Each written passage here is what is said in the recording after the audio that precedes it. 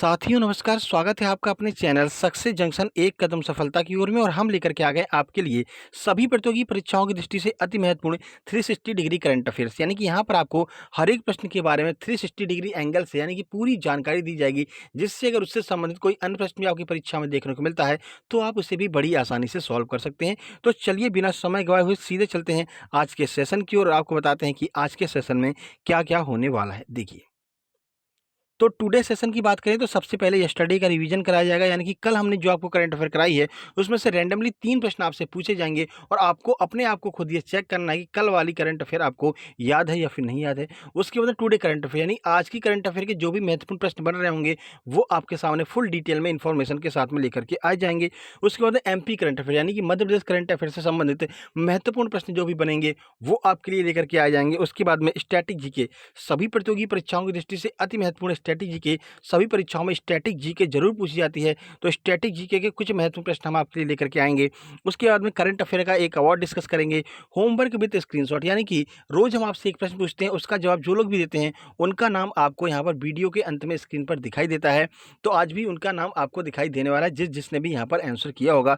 उसके बाद today homework, यानी कि आज हम आपसे एक सिंपल सा प्रश्न पूछेंगे जिसका जवाब देने पर कल वाली वीडियो में आपका नाम भी देखने को मिलेगा। तो वीडियो को शुरू से लेकर के अंत तक जरूर देखिएगा, बहुत महत्वपूर्ण यहाँ पर आपको जानकारी प्रदान की जाने वाली है। तो चलिए सबसे पहले हम रिवीजन कर लेते हैं।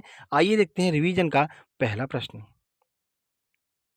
किस राज्य के मुख्यमंत्री ने सभी जिलों में मेडिकल कॉलेज शुरू करने की घोषणा की है? बिहार, पश्चिम बंगाल, राजस्थान या फिर मध्य प्रदेश? आइए आंसर देख लेते हैं। सही आंसर सी, यानी कि राजस्थान के मुख्यमंत्री ने सभी जिलों में मेडिकल कॉलेज स्थापित करने की घोषणा की है। आगे बढ़ते हैं और अगला प्रश्न देखते हैं। तो अगला प्रश्न आपके सामने आ रहा है, विश्व का सबसे बड़ा सैंड कैसल किस द्वीप में बनाया गया, यानी कि रेत का महल किस द्वीप में सबसे बड़ा विश्व का बनाया गया है? ब्रिटेन, रूस, डेनमार्क या फिर अफगानिस्तान? चलिए आंसर देख लेते हैं। सही आंसर सी, यानी कि डेनमार्क में विश्व का सबसे बड़ा सैंड कैसल बनाया गया है। आइए देखते हैं रिवीजन का आखिरी प्रश्न। तो अगला प्रश्न है, भारत की किस राज्य में पहली ट्रेन पहुंची है? पहली बार भारत के किस राज्य में ट्रेन पहुंची है? असम, बिहार, अरुणाचल प्रदेश या फिर मणिपुर? चलिए आंसर देख लेते हैं। सही आंसर डी, यानी कि मणिपुर में भारत की पहली बार ट्रेन, यहाँ पर पहली बार कोई सवारी गाड़ी जो है वो मणिपुर में पहुंची है। और इन प्रश्नों के बारे में पूरी जानकारी कल वाली वीडियो में हम आपको दे चुके हैं। तो चलिए अब शुरुआत करते हैं और आगे बढ़ते हैं टुडे करंट अफेयर की ओर। 12 जुलाई 2021 टुडे इम्पोर्टेंट करंट अफेयर। आइए देखते हैं पहला प्रश्न। नमो ऐप का शुभारंभ किसके द्वारा किया गया है? NAMO, इस ऐप का शुभारंभ किसके द्वारा किया गया है? नरेंद्र सिंह तोमर, आदेश गुप्ता, हरदीप पुरी या फिर इनमें से कोई नहीं? चलिए आंसर की बात करते हैं। सही आंसर बी, यानी कि आदेश गुप्ता के द्वारा नमो ऐप का शुभारंभ किया गया है। चलिए इस प्रश्न के बारे में पूरी जानकारी देते हैं कि किससे संबंधित है नमो ऐप। आइए देखते हैं। तो दिल्ली भाजपा प्रमुख आदेश गुप्ता ने उन लोगों तक व्यापक पहुंच के लिए नमो ऐप अभियान शुरू किया है जो अपनी परेशानी या समस्या को सीधे प्रधानमंत्री नरेंद्र मोदी तक पहुंचाना चाहते हैं। देखिए, कुछ लोग ऐसे होते हैं जो मतलब कि अपने परेशानियों को सीधे मोदी जी तक पहुंचाना चाहते हैं। कुछ महत्वपूर्ण जानकारियां होती हैं जो सीधे मोदी जी तक पहुंचना चाहती हैं। उसके लिए यहाँ पर नमो ऐप चालू किया गया है। किसके द्वारा? तो दिल्ली भाजपा प्रमुख आदेश गुप्ता जी के द्वारा। ठीक है, इससे लोग क्या है सीधे प्रधानमंत्री से जुड़ सकेंगे। वो ट्विटर के माध्यम से, फेसबुक के माध्यम से जो भी मैसेज करेंगे उसको नमो ऐप पर अपलोड कर दिया जाएगा, या आप डायरेक्ट भी नमो ऐप जो है इंस्टॉल कर सकते हैं और सारी जानकारी आप यहाँ पर प्रदान कर सकते हैं। आगे बढ़ते हैं। शुरुआत में इस ऐप के जरिए 10 लाख लोगों तक पहुंचने का लक्ष्य है, यानी कि 10 लाख लोग ऐसे जो सीधे डायरेक्ट मोदी जी से बात करना चाहते हैं उन लोगों तक पहुंच बनाने का लक्ष्य बनाया गया है। यह एक सहज और आसान ऐप है जिसके माध्यम से लोग मोदी सरकार के कार्यों और कल्याणकारी नीतियों के बारे में भी जान सकेंगे। ठीक है, यहाँ पर जो है मोदी सरकार की जो भी कार्य होंगे उसको भी अपडेट किया जाता रहेगा, तो लोगों को सरकार के बारे में जानकारी मिलती रहेगी, सरकार को लोगों के बारे में जानकारी मिलती रहेगी। इसी उद्देश्य से नमो ऐप यहाँ पर चालू किया जा रहा है। आगे बढ़ते हैं। देखिए, कहाँ की सबसे कठिन और देश की प्रतिष्ठित दौड़ को अभी हाल ही में दूसरी बार रद्द कर दिया गया है?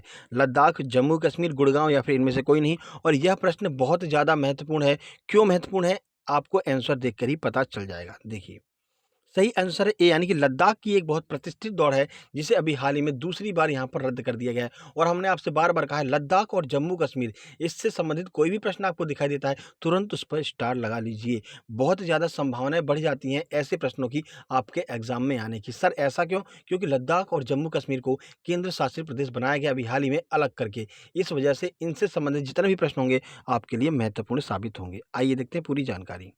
तो लेह में दुनिया की सबसे कठिन और देश की प्रतिष्ठित लद्दाख मैराथन को एक बार फिर कोविड के कारण लगातार दूसरी बार रद्द कर दिया गया है। तो लगातार दूसरी बार रद्द किया गया है।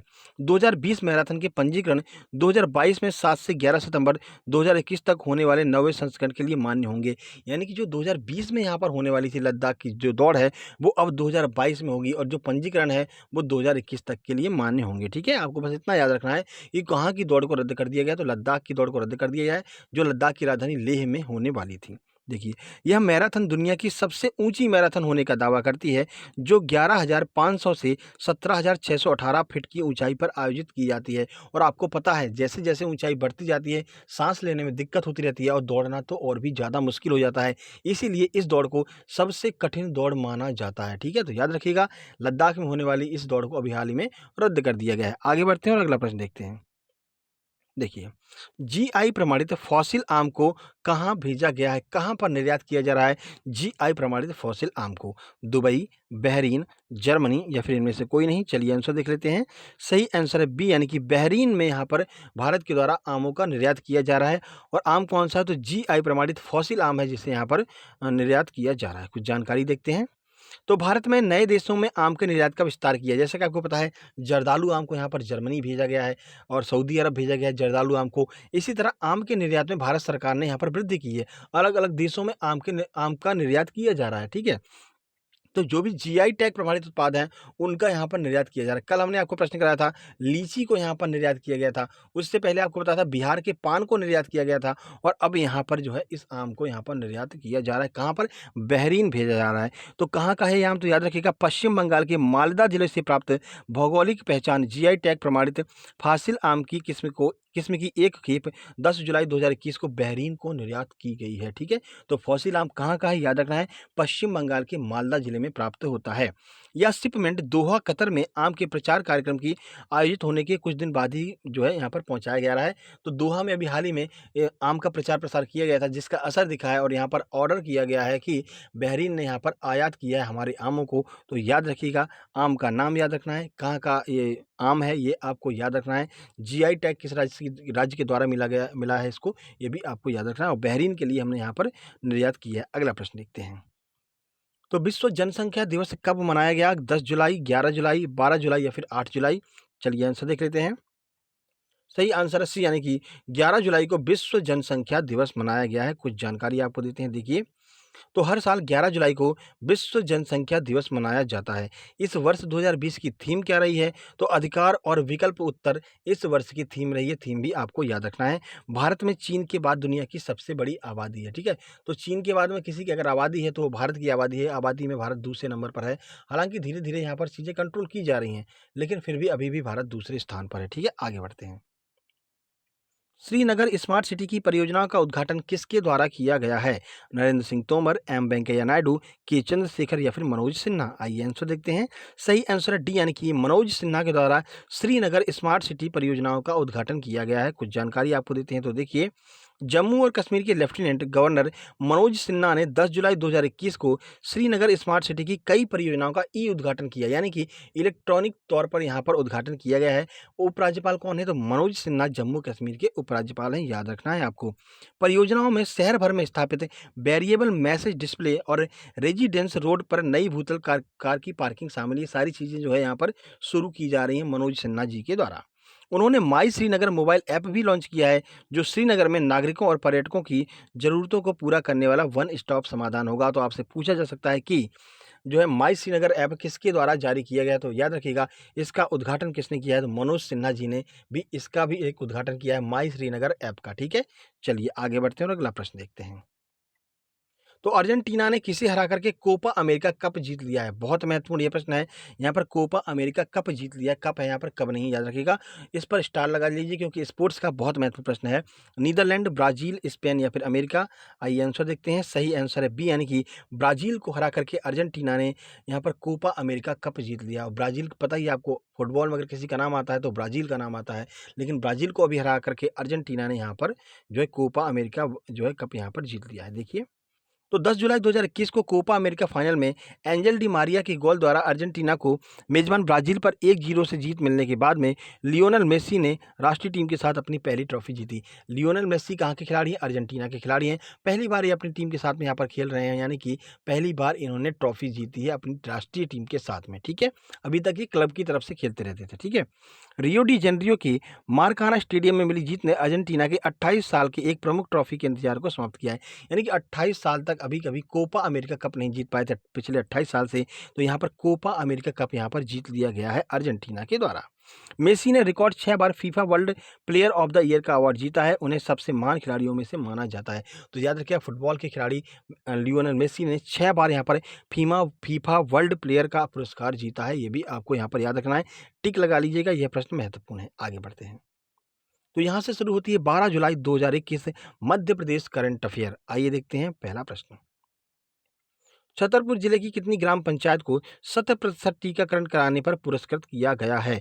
10, 15, 20, 25? आइए आंसर देखते हैं। सही आंसर है बी, यानी कि 15 ग्राम पंचायतों को 100% टीकाकरण के लिए यहाँ पर जो है सम्मानित किया गया, यानी कि 100% लोगों ने यहाँ पर टीकाकरण वैक्सीनेशन करवा लिया है। देखिए, तो सूक्ष्म लघु एवं मध्यम उद्योग मंत्री, विज्ञान और प्रौद्योगिकी तथा प्रभारी मंत्री श्री ओम प्रकाश सकलेचा ने रविवार को छतरपुर की 15 ग्राम पंचायतों को 100% टीकाकरण के लिए पुरस्कृत किया है। तो कहाँ की ग्राम पंचायतें हैं? तो याद रखिएगा, ये ग्राम पंचायतें आपकी छतरपुर जिले की हैं। ठीक है, 15 ग्राम पंचायतों को सम्मानित किया गया है। जिन 15 ग्राम पंचायतों को पुरस्कृत किया गया है, उन्हीं में गढ़ी मलहरा ग्राम पंचायत, कटहरा एवं लुगदाय, नौगांव जनपद की ग्राम पंचायत कोतहा आदि ग्राम पंचायतें इसमें शामिल हैं। ठीक है, तो याद रखिएगा 15 ग्राम पंचायतों को यहाँ पर 100% टीकाकरण के लिए सम्मानित किया गया है। अगला प्रश्न देखते हैं। तो देखिए, मुख्यमंत्री श्री शिवराज सिंह चौहान किस जिले में बेस्ट कॉरपोरेशन वस्त्र निर्माण इकाई का भूमि पूजन करेंगे?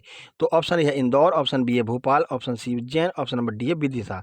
चलिए आंसर देख लेते हैं। सही आंसर सी, यानी कि उज्जैन में मुख्यमंत्री श्री शिवराज सिंह चौहान एक बेस्ट कॉरपोरेशन वस्त्र निर्माण इकाई का भूमि पूजन करेंगे। कुछ जानकारी आपको देते हैं। तो देखिए, मुख्यमंत्री श्री शिवराज सिंह चौहान 11 जुलाई को उज्जैन में अत्याधुनिक होजरी वस्त्र निर्माण इकाई का भूमि पूजन करेंगे, यानी कि भूमि पूजन कल कर दिया गया है। बेस्ट कॉरपोरेशन कंपनी इस वर्ष निर्माण इकाई में 60 करोड़ का निवेश जो है यहाँ पर किया गया है। इस इकाई के पूर्ण होने पर 4000 लोगों को प्रत्यक्ष रोजगार मिलेगा। जैसा कि आपको पता है, कहीं पर भी कोई भी उद्योग लगाया जाता है तो वहाँ के लोकल के लोगों को सबसे ज़्यादा फायदा होता है। तो 4000 लोगों को यहाँ पर प्रत्यक्ष रूप से रोजगार मिलने वाला है उज्जैन के। ठीक है, मुख्यमंत्री श्री चौहान उज्जैन जिले में स्थित प्रसिद्ध टीकाकरण करने वाली 41 ग्राम पंचायतों के सरपंचों को भी यहाँ पर सम्मानित करेंगे। ठीक है, तो टीकाकरण पर विशेष जोर दिया जा रहा है यहाँ पर। तो 41 ग्राम पंचायतों ने यहाँ पर 100% टीकाकरण किया है, उनको सम्मानित किया जाएगा मुख्यमंत्री श्री चौहान जी के द्वारा। आगे बढ़ते हैं। तो यहाँ पर शुरू करते हैं स्टैटिक जीके की महत्वपूर्ण क्लास, छुपा रुस्तम क्लास। आइए देखते हैं पहला प्रश्न। नाबार्ड बैंक की स्थापना कब की गई थी? 12 जुलाई 1955, 12 जुलाई 1982, 10 मई 1950 या फिर इनमें से कोई नहीं? चलिए आंसर देखते हैं। सही आंसर बी, यानी कि 12 जुलाई 1982 को नाबार्ड बैंक की स्थापना की गई थी। कुछ जानकारी आपको देते हैं। तो नाबार्ड बैंक की स्थापना 12 जुलाई 1982 को शिवरमन समिति की सिफारिश पर की गई थी। याद रखिएगा, यह प्रश्न कई बार पूछा गया है, किसकी सिफारिश पर यहाँ पर नाबार्ड बैंक की स्थापना की गई थी? तो नाबार्ड बैंक की स्थापना शिवरमन समिति की सिफारिश पर की गई थी। ठीक है, आगे बढ़ते हैं। तो नाबार्ड बैंक के वर्तमान प्रमुख कौन है? याद रखिएगा, वर्तमान प्रमुख श्री गोविंद सिंह चिंतालू हैं। और मुख्यालय कहाँ पर है? तो इसका मुख्यालय मुंबई में है। जिस तरह कॉमर्शियल बैंकों के लिए आपकी आरबीआई होती है, ठीक उसी तरह आरआरबी यानी कि क्षेत्रीय ग्रामीण बैंकों के लिए आपका नाबार्ड होता है। ठीक है, आगे बढ़ते हैं और अगली जानकारी देखते हैं। देखिए, अगला प्रश्न आपके सामने है, आरबीसी का कार्यकाल कितना होता है? 180 दिन, 120 दिन, 150 दिन, 160 दिन? आइए आंसर देखते हैं। सही आंसर है बी, यानी कि 120 दिन का कार्यकाल होता है आरबीसी का। देखिए, आरबीसी का पूर्ण रूप है रेड ब्लड कार्पल्स। ठीक है, इसका कार्यकाल 120 दिन होता है। इसकी मृत्यु कहाँ पर होती है, कई बार पूछा जाता है। तो इसकी मृत्यु स्प्लीन या फिर प्लीहा में होती है। इसे आरबीसी का कब्रगाह कहा जाता है। तो सीधा प्रश्न बनेगा आरबीसी का कब्रगाह किसे कहते हैं, तो प्लीहा या फिर स्प्लीन को आरबीसी का कब्रगाह कहते हैं। आरबीसी की full form red blood corpus होती है। आरबीसी का कार्य क्या होता है, तो ऑक्सीजन को पूरे शरीर में पहुंचाना, यह आरबीसी का कार्य होता है। आगे बढ़ते हैं और अगला प्रश्न देखते हैं। हड़प्पा सभ्यता का मुख्य बंदरगाह कौन सा है? हड़प्पा, लोथल, मोहनजोदड़ो या फिर इनमें से कोई नहीं। चलिए आंसर देखते हैं। सही आंसर है बी, यानी कि हड़प्पा सभ्यता का मुख्य बंदरगाह जो है वो लोथल हुआ करता था। तो देखिए, हड़प्पा एक कांस्ययुगीन सभ्यता है। ये बहुत महत्वपूर्ण प्रश्न है कि आपसे पूछा जाता है कि हड़प्पा किस तरह की सभ्यता है, तो याद रखिए हड़प्पा एक कांस्ययुगीन सभ्यता है। लोथल इस सभ्यता का प्रमुख बंदरगाह हुआ करता था, जो वर्तमान गुजरात में स्थित है। ठीक है, तो लोथल के द्वारा यहाँ पर जो है अलग-अलग देशों में अलग-अलग जगह से जो है यहाँ पर व्यापार किया जाता था हड़प्पा सभ्यता में। आगे बढ़ते हैं। तो यहाँ पर बात करते हैं कल के प्रश्न की। तो कल हमने आपसे पूछा था करो या मरो का नारा किसके द्वारा दिया गया है। यहाँ पर वीडियो हम थोड़ा जल्दी रिकॉर्ड कर रहे हैं, तो हो सकता है यहाँ पर शैलेंद्र चौधरी जी का जो कमेंट है वो काफ़ी लेट आता है, तो हो सकता है उनका कमेंट यहाँ पर ऐड ना किया जा सके, क्योंकि कल सुबह मुझे बहुत ज़रूरी काम है। इस वजह से जो है मैं यहाँ पर वीडियो रात को 12:30 बजे ही यहाँ पर जो है रिकॉर्ड कर दे रहा हूँ। तो आइए पूरी जानकारी यहाँ पर देखते हैं। तो स्वाति सिंगवारकर जी ने बहुत अच्छी यहाँ पर जानकारी दी है। 1942 में इन्होंने बताया कि महात्मा गांधी जी के द्वारा जो है ये जो आंदोलन है वो चालू किया गया था। बहुत-बहुत धन्यवाद आपका। उसके बाद में है एस.के. बंदुलैया ने बिल्कुल सही बताया, महात्मा गांधी के द्वारा। करंट अफेयर एंड जीके का कहना है कि बीते हुए कल को नहीं बदला। गुड मॉर्निंग सर जी, बहुत-बहुत धन्यवाद आपका, गुड मॉर्निंग। उसके बाद में आरती लोधी जी ने बताया 1942 के भारत छोड़ो आंदोलन में महात्मा गांधी जी ने यहाँ पर शुरू किया था। बहुत-बहुत धन्यवाद आपका। ममता तिवारी जी ने महात्मा गांधी बताया। उसके बाद अंतिमा तिवारी जी ने काफ़ी अच्छी यहाँ पर जानकारी दी है। एक बार इनका भी कमेंट आप पढ़ लीजिएगा, ये लोग बहुत अच्छी जानकारी देते हैं। उसके बाद लवली तिवारी जी, हाँ जी हाँ, जिस कमेंट की हम बात कर रहे थे। तो लवली तिवारी जी यहाँ पर कुछ अलग, कुछ एक्स्ट्रा फैक्ट यहाँ पर लेकर के आती हैं, तो इनके कमेंट को भी ज़रूर पढ़िएगा। काफ़ी कुछ यहाँ पर जानकारी दी है। आपके एमपीपीएससी, यूपीपीसीएस मेंस में जो अति लघु प्रश्न आते हैं, वो यहाँ पर इनके कमेंट्स को देख करके आप यहाँ पर प्राप्त कर सकते हैं। ठीक है, काफ़ी अच्छी जानकारी है इनकी। उसके बाद में बात करते हैं शिल्पा वानखेड़े जी की, उन्होंने गांधी जी बताया है। उसके बाद हरीश बाबू ने काफ़ी अच्छी जानकारी दी है। उसके बाद में प्रमीला प्रजापति जी ने बिल्कुल सही जानकारी दी है। सचिन पारासर ने बिल्कुल सही जानकारी दी है। देव कुलकर्णी ने बिल्कुल सही जानकारी दी है। उसके बाद उषा मास्कोले ने बिल्कुल सही जानकारी दी है। बहुत-बहुत धन्यवाद आप लोगों का। ऐसे ही कमेंट करते रहिए, जिससे हमें भी अच्छा लगता रहेगा और हम नए-नए इनिशिएट आपके लिए लेकर के आते रहेंगे। जैसे कि कल हमने 3 वीडियो दिन में अपलोड की आपके लिए। पहली करंट अफेयर, ठीक है? बीच में एमपी के नवीन मंत्रिमंडल और मध्य प्रदेश में कौन क्या है, एमसीक्यूज फॉर्म में यहाँ पर हम आपके लिए लेकर के आए। उसके बाद शाम को 2020 और 21 की महत्वपूर्ण वे करंट अफेयर जो सीधे आपके एग्जाम में छपने वाली है। करंट अफेयर पढ़ने के लिए बहुत सारी है, कितनी करंट अफेयर पढ़ेंगे, लेकिन हम इसीलिए आपके लिए क्रीम जो करंट अफेयर होती है, जो आपके एग्जाम में छप सकती है, महत्वपूर्ण योजनाएं, महत्वपूर्ण प्रश्न, उन प्रश्नों को हम यहाँ पर लेकर के आते हैं। एक अलग से सीरीज हमने चालू की है, तो कल वाली तीनों वीडियो को देख लीजिएगा, आपके लिए बहुत ज़्यादा महत्वपूर्ण है। आइए बात करते हैं आज के प्रश्न की, जिसका आपको कमेंट बॉक्स में कमेंट करना है। तो संगीत का जनक किस वेद को कहा जाता है? वेदों के बारे में आपको बहुत अच्छी जानकारी होगी। तो संगीत का जन्म कहाँ से हुआ, कौन से वेद से संगीत का जन्म हुआ है, आपको बताना है। आपको एक क्लू दे देते हैं, सबसे पुराना वेद इसी वेद को कहा जाता है। बताइए कौन सा वेद है, कमेंट बॉक्स में कमेंट कीजिएगा। बाकी आपको बता दें, प्रैक्टिस सेट हम डेली लेकर के आते ही रहते हैं, तो प्रैक्टिस सेट दोपहर में 12:30 बजे जरूर ज्वाइन किया कीजिएगा और कल की तीनों वीडियो देख लीजिएगा। आपकी आगामी परीक्षाओं के लिए बहुत ही महत्वपूर्ण है। और अगर आप चाहें तो हमारा पीडीएफ चैनल जो पीडीएफ डाउनलोड करने के लिए सक्सेस जंक्शन चैनल के नाम से टेलीग्राम पर सर्च करके ज्वाइन कर सकते हैं। पुरानी सारी वीडियो और पीडीएफ डाउनलोड कर सकते हैं। ठीक है, ये वीडियो पसंद आए, वीडियो को लाइक कीजिए, दोस्तों पर शेयर कीजिए, चैनल को सब्सक्राइब करके नोटिफिकेशन बेल जरूर दबा लीजिए, क्योंकि रोज सुबह 7:30 बजे आपके लिए ऐसी महत्वपूर्ण वीडियो और दोपहर में 12:30 बजे प्रैक्टिस सेट हम लेकर के आते रहते हैं। जल्द ही मिलते हैं एक नई वीडियो में, तब तक के लिए नमस्कार, धन्यवाद।